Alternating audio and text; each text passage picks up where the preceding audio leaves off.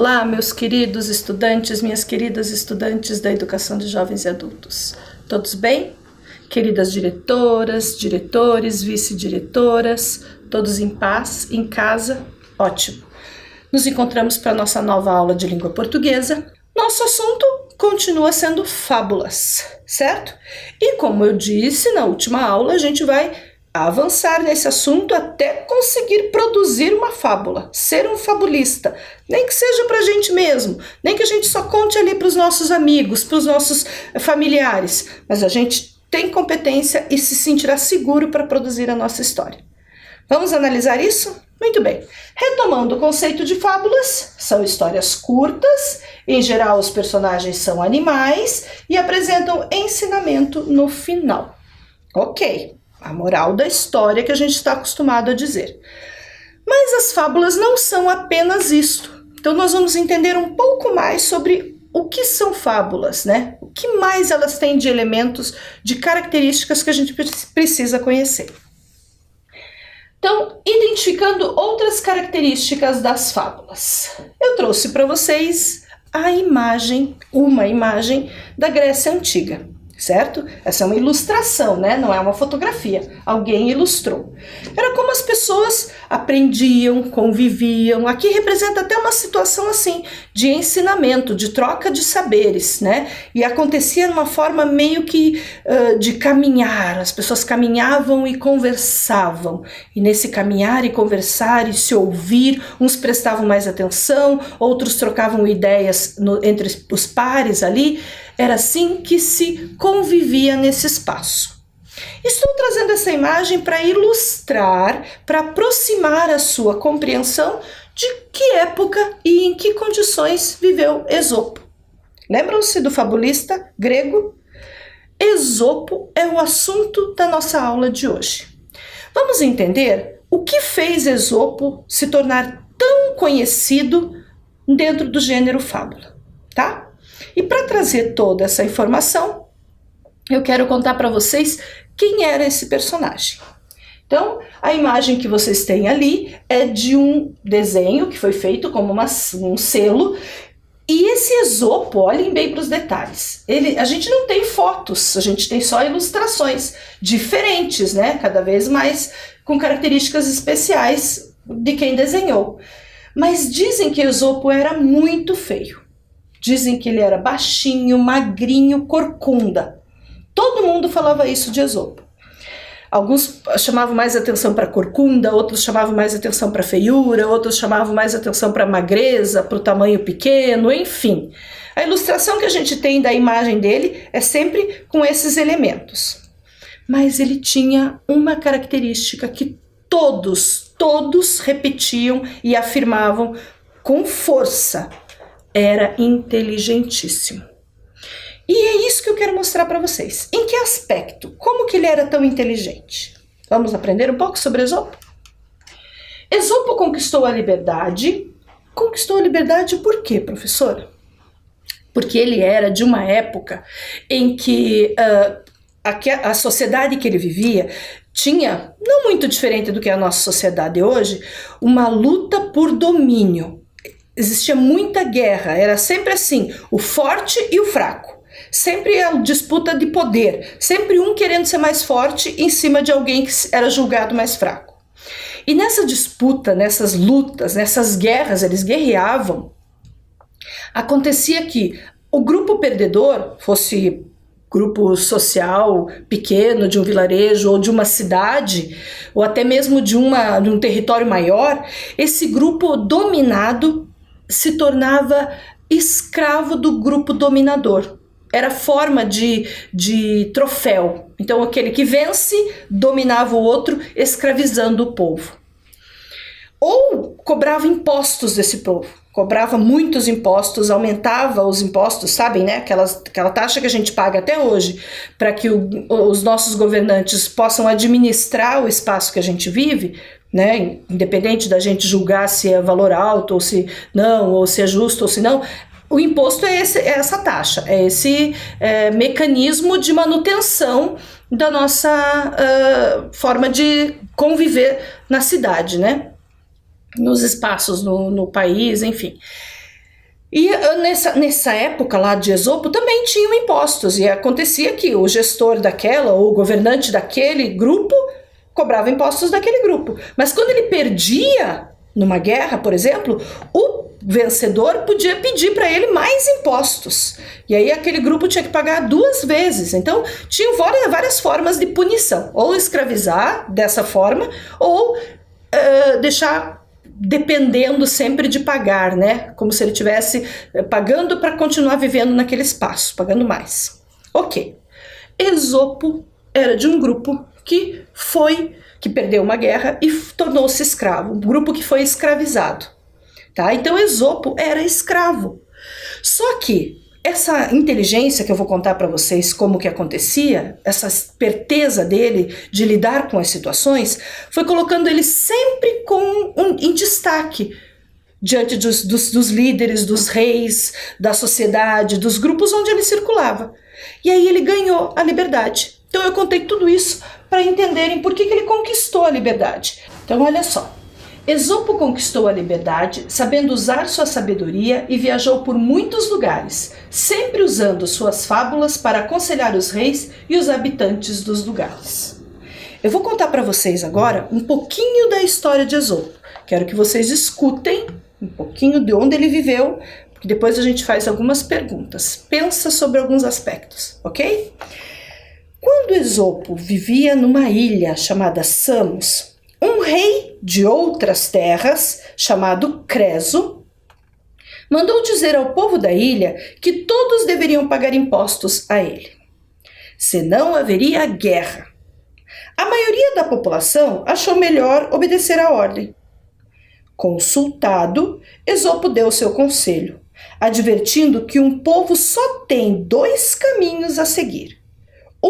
O caminho da liberdade, cheio de lutas no começo, mas prazeroso no final. Outro, o da escravidão. Fácil no começo, é só pagar os impostos. Mas difícil depois, porque significaria a perda da liberdade e a exploração cada vez maior, pois todos saberiam e teriam que obedecer às ordens do rei para sempre. Então, uau!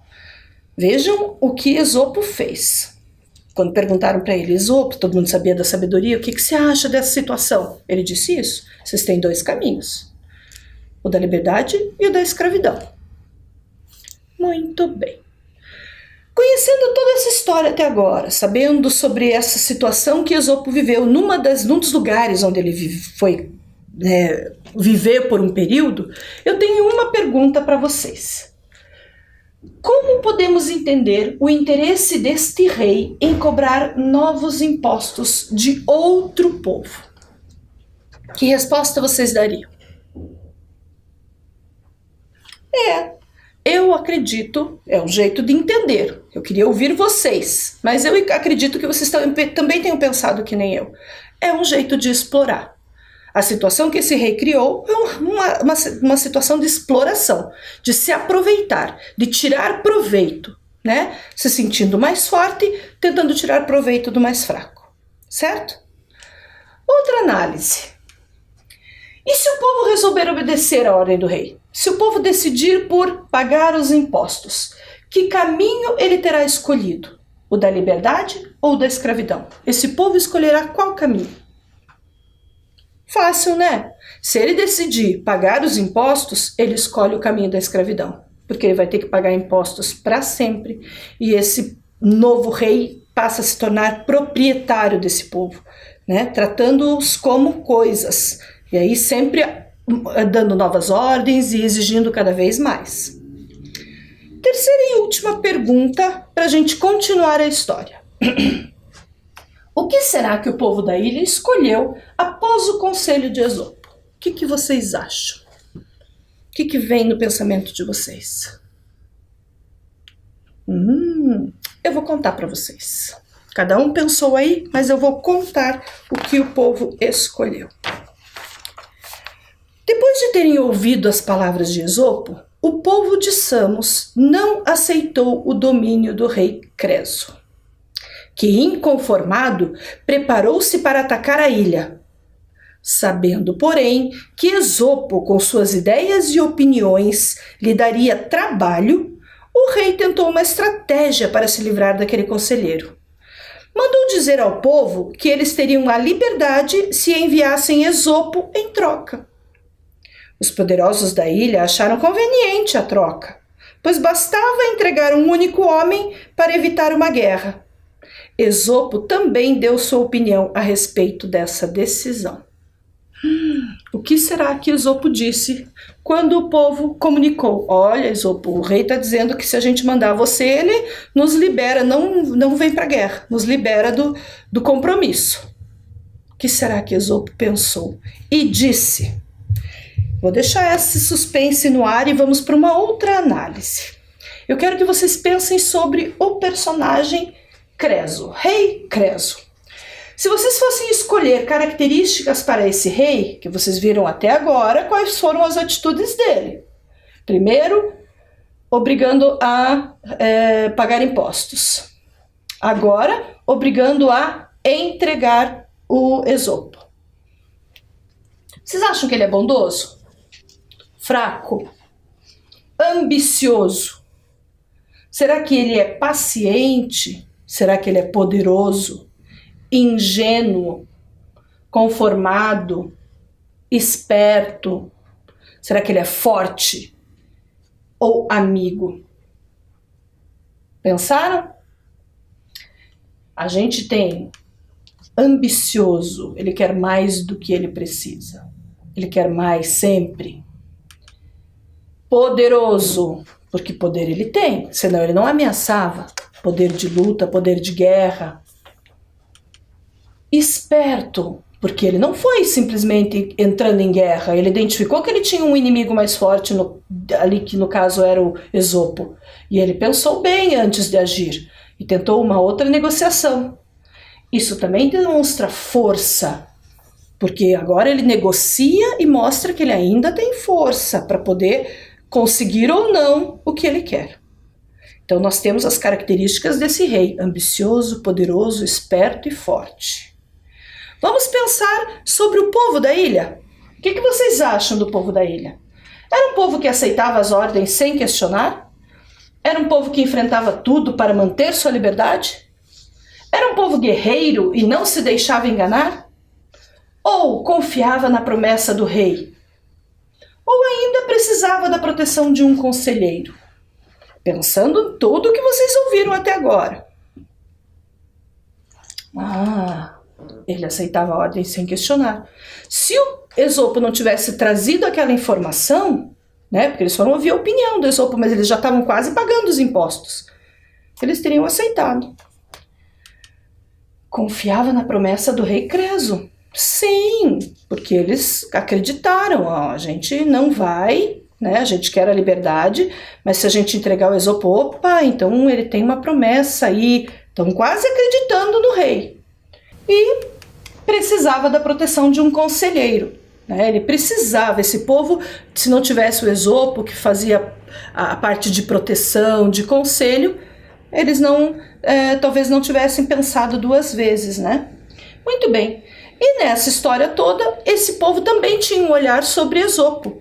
Qual será que era a característica que esse povo identificava no Esopo? Quando eles olham para Esopo, esse povo desta ilha pensava o quê? Que ele era um traidor e um interesseiro? Ou era um amigo fiel? Era um protetor? Ou era ambicioso e encrenqueiro? Era inteligente?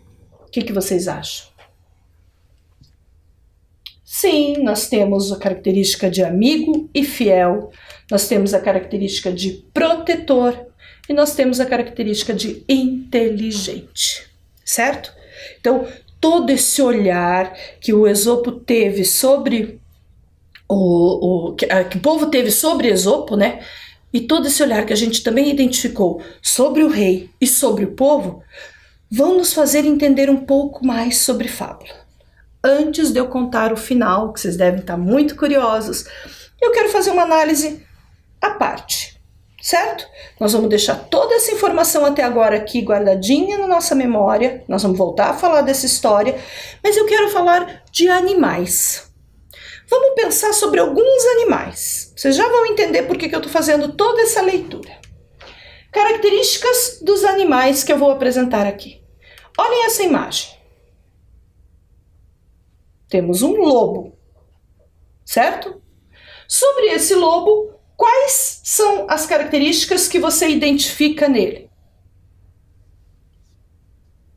Feroz, é possível.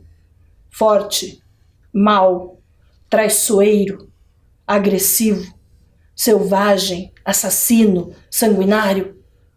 Não dá para identificar todas.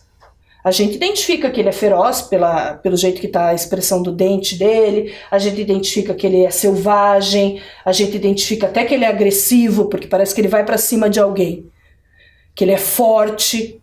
Agora, mau, traiçoeiro, assassino e sanguinário, não dá para ver na imagem.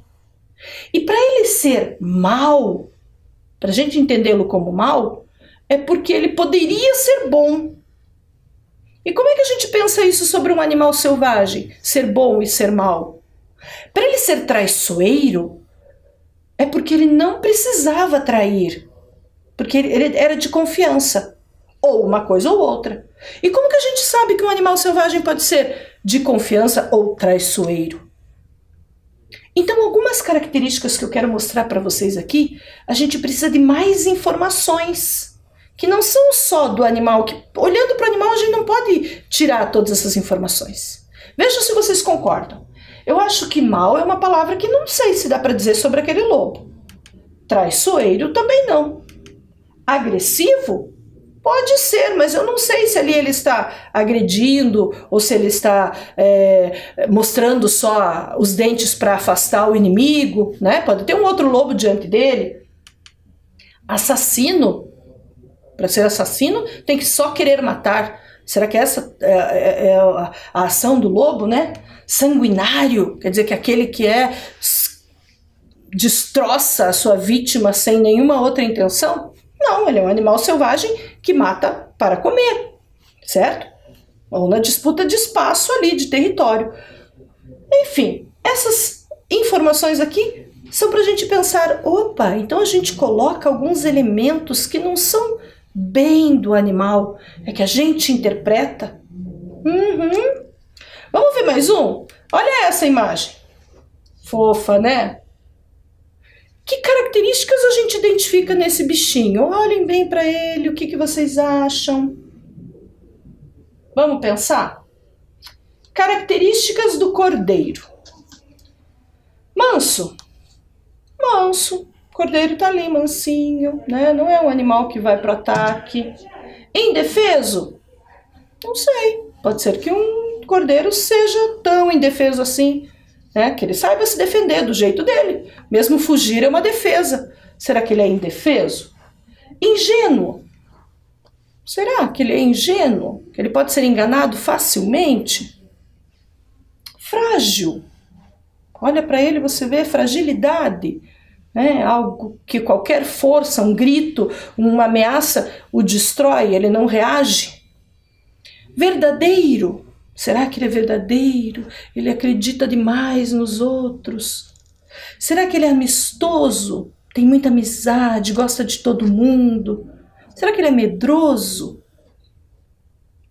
Bom, para pensar nisso, vamos olhar lá. Ó. Indefeso. Bom, para ser indefeso, eu tenho que dizer que ele não se defende em nada.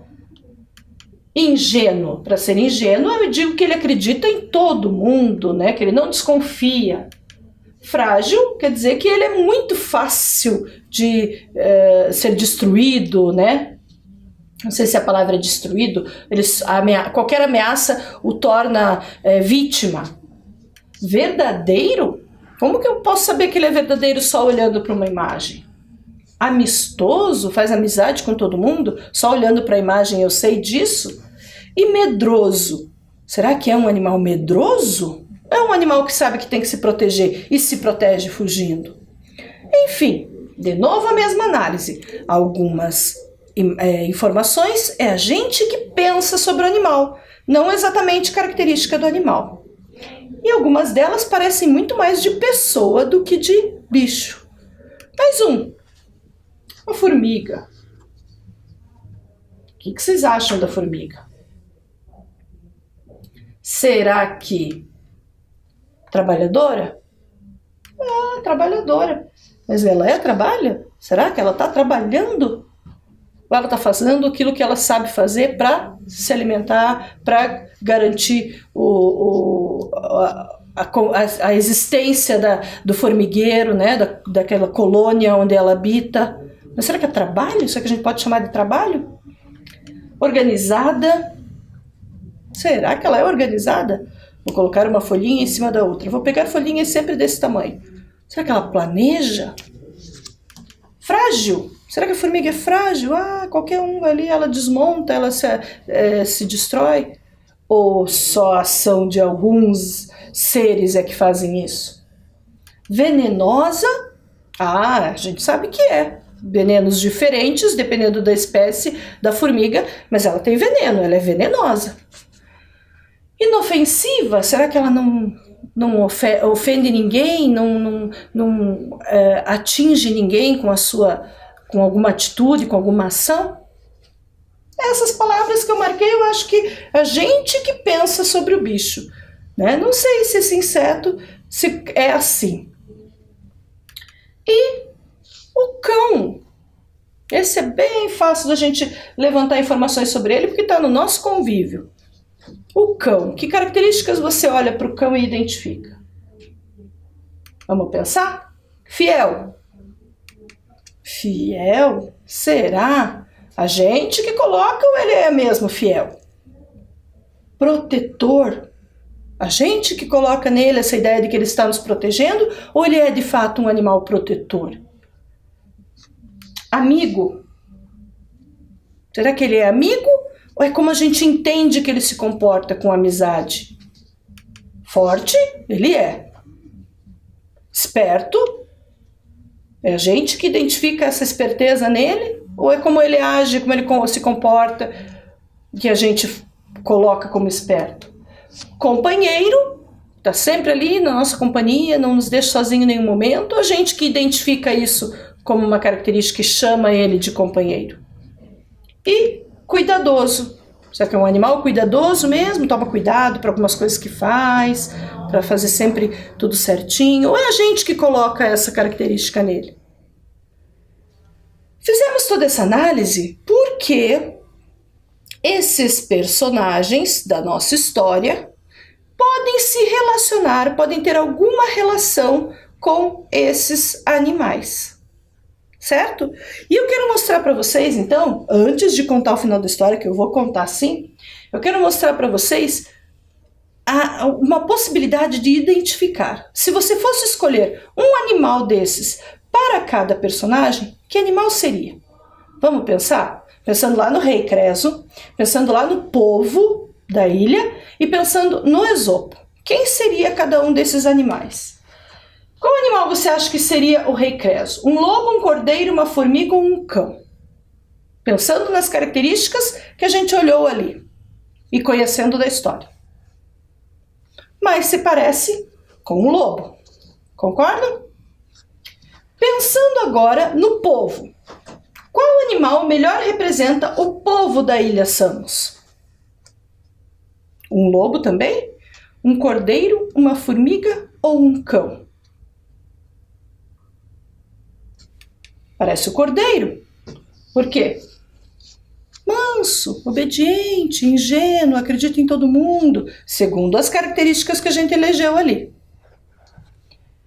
E como seria que a gente entenderia o Esopo nessa história? Qual seria a característica que melhor combinaria com o Esopo, de acordo com a história? Lobo, cordeiro, uma formiga ou um cão? Um cão, parece que estava ali, amigo, companheiro, tentando ajudar o povo, certo? Muito bem. A partir dessas características, eu vou dizer para vocês o que aconteceu. Depois de toda essa situação, Esopo resolveu a situação dele da seguinte forma. Ele contou a fábula para os moradores da cidade do leão, Desculpe, do lobo e dos cordeiros. Não sei por que veio o leão na minha cabeça, estou com a Léo e o mosquito, acho. O lobo e os cordeiros, ele contou essa história. Aqui a gente tem a imagem do lobo e do cordeiro, e a gente tem ali parece um comportamento ainda animal, certo? Um lobo atacando um cordeiro. O cordeiro assustado, mas ainda está ali. Ok? A fábula tem título: Os Lobos e os Cordeiros. E esta fábula, conhecida mundialmente por Fábulas de Esopo, certo? Eu vou ler, quero que vocês acompanhem. Olha a fábula que ele contou. Alguns lobos queriam surpreender um rebanho de cordeiros. Como não podiam pegá-los, porque havia cães tomando conta deles, viram que seria preciso usar de uma artimanha para fazer isso. E tendo enviado representantes deles aos cordeiros, diziam que os cães eram os culpados de sua inimizade e que, se eles lhes entregassem os cães, haveria paz entre os lobos e os cordeiros. Os cordeiros, sem imaginar o que lhes iria acontecer, entregaram os cães aos lobos, que, desse modo, facilmente acabaram com o rebanho que ficara sem guarda. Olha só, o Esopo não foi nada bobo, perceberam a inteligência? Quando ele soube que o rei queria que entregassem ele para que ele libertasse o povo, tanto de pagar impostos como da guerra, ele contou essa história comparando. Conseguiram perceber a comparação? E é isso que a gente vai fazer agora. Vai entender essa fábula, comparando. Olha só, nós temos o rei Creso, o povo da ilha e o Esopo. O Esopo fez o povo da ilha entender que o rei Creso estava tendo o mesmo comportamento que o lobo, dizendo: entreguem o protetor. Depois que vocês me entregarem, confiem em mim, depois que vocês me entregarem, tudo vai ficar em paz. Como o lobo disse para o cordeiro: entreguem os cães. Depois que vocês entregarem os cães, tudo ficará em paz. É ele que não deixa a gente ser amigo. O Esopo quis que eles também percebessem que eles estavam se comportando como os cordeiros, acreditando no lobo, né? Tentando sendo ingênuos, tentando fazer a amizade acontecer, né? Acreditando nessa amizade. E o Esopo, então, acaba se tornando semelhante ao cão nessa representação. Aquele que está ali para dar conselho, que estava, de certa forma, protegendo o povo para não ser enganado. Assim como os cães guardavam o rebanho de cordeiros, né? E protegiam do ataque dos lobos. O que vocês acham? Foi ou não foi a esperteza do Esopo? E no final, qual será que foi o conselho que Esopo quis dar para esse povo? O que esse povo quis entender? Ou deveria ter entendido, né? Esopo queria que eles entendessem isso. Aquilo que a gente chama de moral da história, o ensinamento, então, diz assim: as cidades que entregam seus protetores aos inimigos são logo destruídas por eles. O que Esopo estava fazendo era mostrar, por meio de uma história, como esses cidadãos deveriam pensar, como eles deveriam agir, e eles entenderem que a situação era uma situação de perigo. Mesmo que eles se livrassem de Esopo, eles ainda estavam correndo perigo pela atitude do rei. Então as fábulas tinham essa tarefa. Esopo começou a utilizar, elas já vinham do Oriente com essa tarefa, mas Esopo começou a difundir cada vez mais por conta das viagens que ele fazia e os registros, porque ele passou a registrar as suas fábulas, as suas histórias e as suas viagens. Tudo isso que eu estou contando para vocês eu sei porque estava escrito nos livros, das produções escritas de Esopo, que ele deixou contadas e registradas. Certo? Então, a moral das fábulas, elas vêm desse ensinamento. Lembram lá no comecinho de uma outra aula que eu disse assim para vocês? As fábulas inicialmente não eram escritas para crianças? Não, historicamente elas surgiram nessas situações de ensinar num momento de dificuldade, num momento de apuro, como resolver um problema. E eu vou trazer novas, vou trazer mais uma, mas acho que agora vocês estão curiosos para saber o que aconteceu com Esopo. Será que o povo da ilha entregou Esopo em troca da liberdade? Quem respondeu que não acertou. Eles não entregaram. Eles acabaram entendendo a mensagem de Esopo, resolveram não entregar Esopo, conversaram com o rei Creso, de alguma forma o rei Creso entendeu que não era mesmo caso de ataque e que talvez a inteligência e a forma de agir do Esopo não ia ser fácil ele continuar inventando histórias. Então o rei Creso desistiu da briga, desistiu da luta e o povo ficou feliz. E foi assim que Esopo foi ganhando fama. Essa forma dele resolver as situações entre reis, entre cidades, entre pessoas, foi dando para ele fama, foi dando para ele uma postura, uma posição, uma característica, uma imagem de inteligente, de pacificador. Então ele era tratado como um rei. Onde ele chegava, ele era super bem tratado. E vocês sabem que depois que ele ganhou a liberdade, ele não ficou numa cidade só, ele viajou por muitas. E é isso que eu vou continuar contando para vocês, ó. Esopo viajou por muitas cidades depois de livre, sendo sempre bem recebido e admirado. Até que ele visitou uma cidade chamada Delfos. Quando ele visitou a cidade de Delfos, os habitantes não lhe prestaram homenagens. Magoado, Esopo zombou deles, comparando-os a varas flutuando no mar. De longe parecem algo de valor, porém de perto nada vale. O povo de Delfos, irritado com a comparação, tramou uma vingança. Escondeu na bagagem de Esopo um vaso sagrado da cidade e acusou-o de roubo. Esopo jurou inocência, mas foi tratado como criminoso, condenado à morte e jogado do alto de um abismo.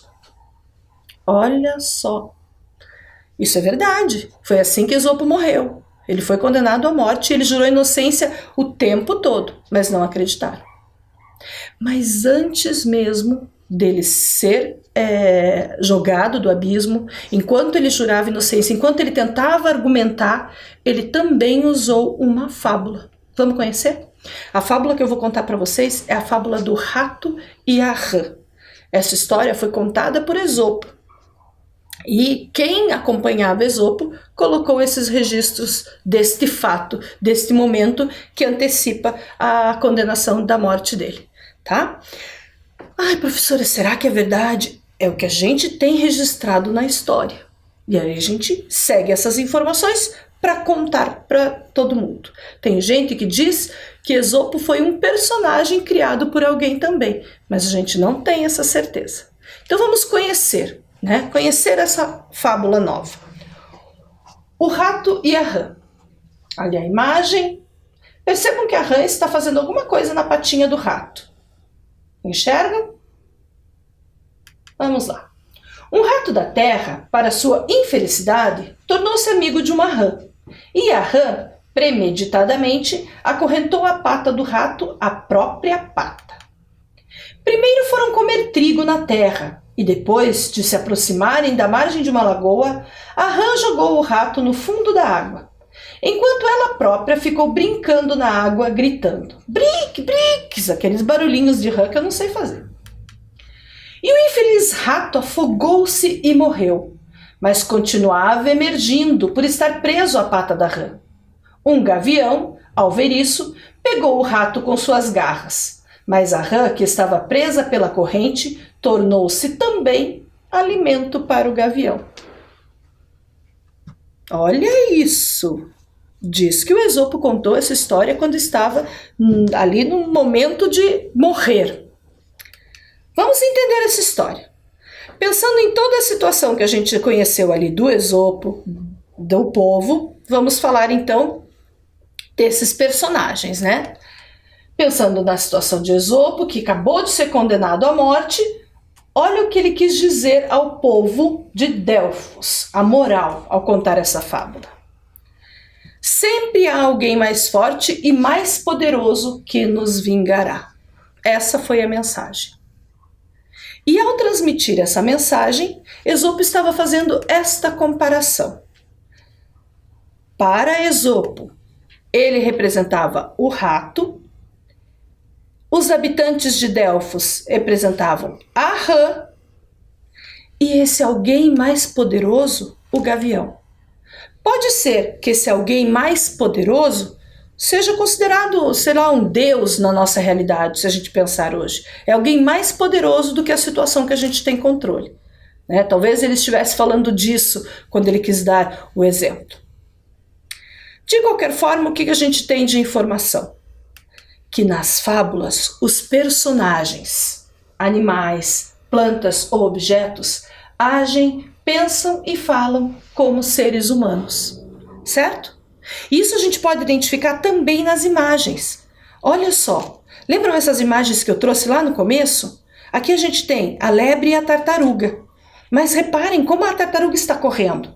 Mesmo que os traços do desenho não mostrem um comportamento humano, de uma cara de humano, o comportamento de correr, na verdade, a forma de correr do próprio animal que está ali do lado dizendo para ela apure, ou sei lá, fazendo torcida. A mesma coisa no leão e no mosquito.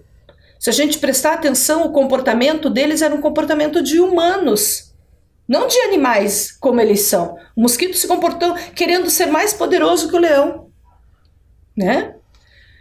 E na mesma história do leão e do mosquito, a relação da aranha com o inseto. Olha nesse desenho que eu pedi para vocês observarem, até o nariz do inseto. Inseto tem nariz? Né? E o desenho já mostrava esse comportamento humano. Essa aqui é a fábula Assembleia dos Ratos, que eu disse para vocês que eu gosto bastante. E nesta fábula aqui, o comportamento dos ratos é um comportamento de eleição, de tomada de decisão. Quem não conhece, eu vou trazer na próxima aula para a gente conhecer essa fábula. Ok? Muito bem. Nós temos o registro para fazer no nosso caderno, um tempinho para registrar. Quero que vocês peguem o caderno e façam a anotação.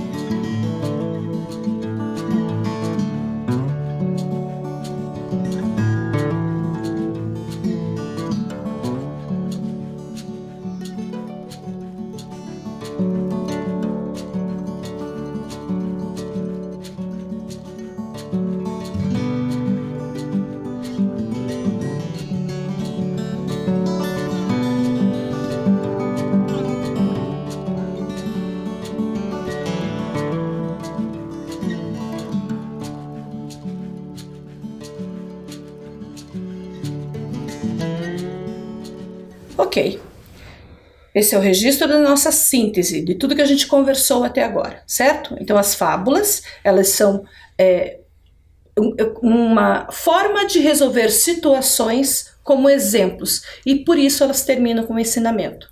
Os personagens que são usados para esse ensinamento, em geral, são animais, plantas ou objetos, que se comportam como seres humanos, ok? A nossa aula está encerrando por aqui e eu quero terminar ela com a mensagem da Dona Fátima, para que a gente continue com essa ideia de que o pensamento positivo é uma oração silenciosa. Então, quando achar que não tem mais saída pelo que está passando, faça um pensamento positivo. É uma oração silenciosa que ajuda a ter coragem e prosseguir confiando em Deus. Fiquem bem, fiquem em paz e até a próxima.